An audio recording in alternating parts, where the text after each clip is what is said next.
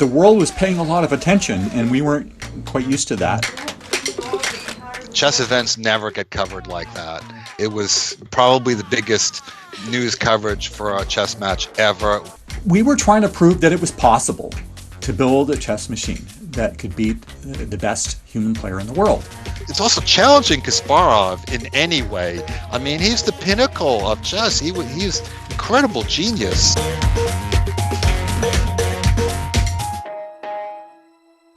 There were people who, even if just a few years before, said it was going to take decades to do.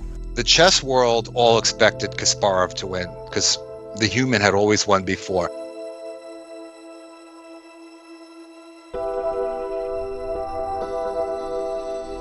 We'd worked very hard in the intervening year to improve Deep Blue in various ways. I spent a lot of time in the office playing a lot of practice games, looking for lots of errors that needed to be fixed. And we were pretty confident that it would do better. But then we got to the match. That was the chance to see, did we make a difference? Garry Kasparov has arrived. He was under tremendous stress, I imagine. The program wasn't behaving the way he was expecting. He thought that he was going to figure out the computer. And he wasn't mentally prepared for it, I think.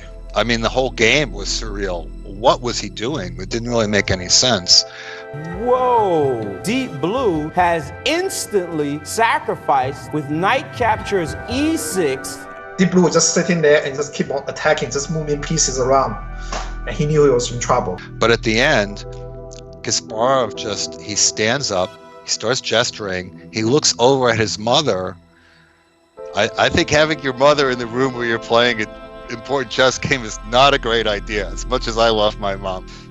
I was dumbfounded and elated at the same time. I was dumbfounded because I never see him behave that way. He never imagined the world champion and actually somebody I have great respect to be just raising his hand up in surrender.